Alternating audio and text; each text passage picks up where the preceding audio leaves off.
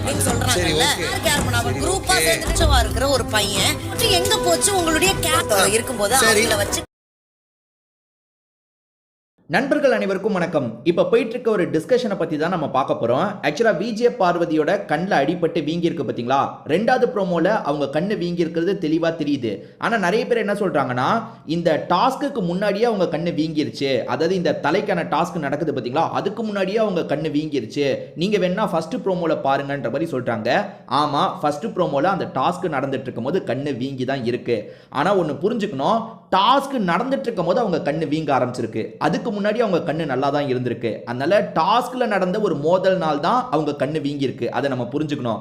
அது என்னன்னு பாத்தீங்கன்னா, சபரி தள்ளி விடுறதுக்கு முன்னாடி கண்ணு இப்படிதான் இருந்ததுன்னு சொல்றாங்க. அது உண்மைதான். அதாவது சபரி தள்ளி விட்டு அவங்க இடிச்சு கண்ணு வீங்கல, அதுக்கு முன்னாடியே கண்ணு வீங்கி இருக்கு. ஆனா அந்த டாஸ்க் விளையாண்ட சமயம் தான் வீங்கி இருக்கு. எப்படி சொல்றது உங்களுக்கு? இப்ப டாஸ்க் ஆரம்பமாயி ஒரு 5 நிமிஷம் போதுன்னு வச்சுக்கோங்களேன். அந்த டாஸ்க் ஆரம்பிக்கிறதுக்கு முன்னாடி கண்ணு நார்மலா இருந்திருக்கு. டாஸ்க் ஆரம்பிக்கும் போது யாரோ ஒருத்தர் இடிச்சிருக்காங்க. அது சபரியா இருக்கலாம், இல்ல திவ்யா கணேஷா கூட இருக்கலாம், ஏன் பார்வதியே கூட எங்கேயாவது தெரியாம இடிச்சிருக்கலாம், எதுனால நடந்திருக்கலாம். ஆனா வந்து இப்ப என்ன சொல்றாங்கன்னா, ஸ்டார்டிங்ல இருந்தே, அதாவது சிலருக்குலாம் தூங்கி எந்திரிக்கும் போது கண்ணு இந்த மாதிரி வீங்கும். நீங்க பார்த்துருப்பீங்க, நிறைய பேருக்கு தூங்கி எந்திரிக்கும் போது திடீர்னு ஏதோ ஒரு பூச்சி கடிச்சோ என்னமோ ஆகி கண்ணு வீங்கும். அந்த மாதிரி வீங்கிருக்குன்ற மாதிரி சிலர் சொல்றாங்க. ஆனா அந்த மாதிரிலாம் வீங்கல. ஏன்னா இன்னைக்கு காலையில பார்வதியை காமிச்சாங்கல்ல, காலையில காட்டும் போது பார்வதியோட கண்ணு நார்மலா இருக்கு. நீங்க வேணா லைவ்ல பாருங்க. நம்மளே இதுக்கு முன்னாடி சில வீடியோ போட்டிருக்கோம். அதாவது திவாகரை இவங்க கிண்டல் பண்ணி பேசிட்டு இருப்பாங்க. அப்பெல்லாம் பார்வதி கண்ணு நல்லா தான் இருந்தது. ஆக மொத்தத்தில் இந்த டாஸ்க் ஒரு 5 நிமிஷம் நடக்குதுன்னா, ஸ்டார்டிங் 1 நிமிஷத்துலேயே இவங்க கண்ணில் அந்த பல்ஜி ஏற்பட ஆரம்பிச்சிருச்சு. அதுக்கப்புறம் இவங்க டாஸ்கில் வந்து சண்டை போட்டுட்டு இருக்காங்க. அதாவது டாஸ்கில் ஜெயிக்கிறதுக்காக சண்டை போட்டுட்டு இருக்காங்க.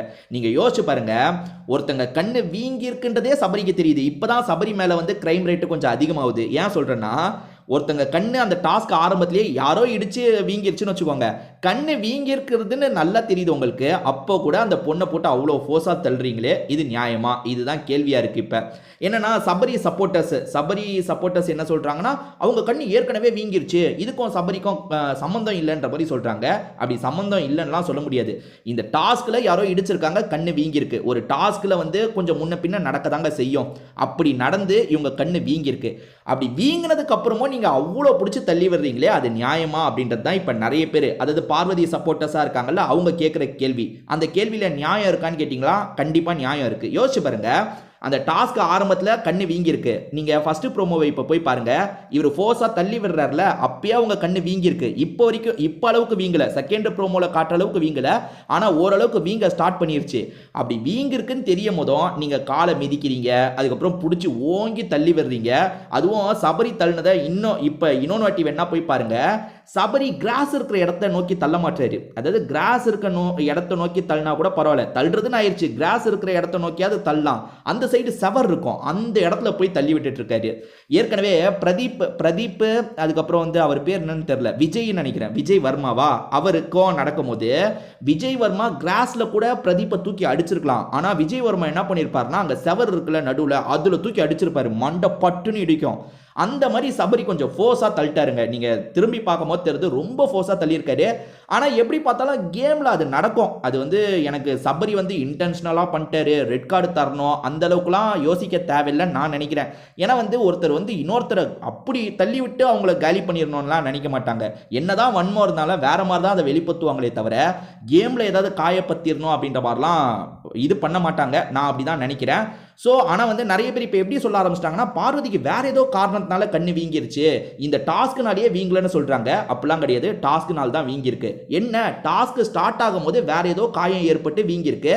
சபரி தள்ளி விட்டதுனால வீங்கல, அதுக்கு முன்னாடியே வீங்கிருக்கு. அதாவது சபரி கூடயும் திவ்யா கணேஷ் கூடயும் இவங்க பாட்டில் எடுக்கிறதுக்கு சண்டை போட்டாங்க பார்த்தீங்களா, அப்பயே பலமா அடிபட்டிருக்கு, உடனே கண்ணு வீங்க ஆரம்பிச்சிருக்கு.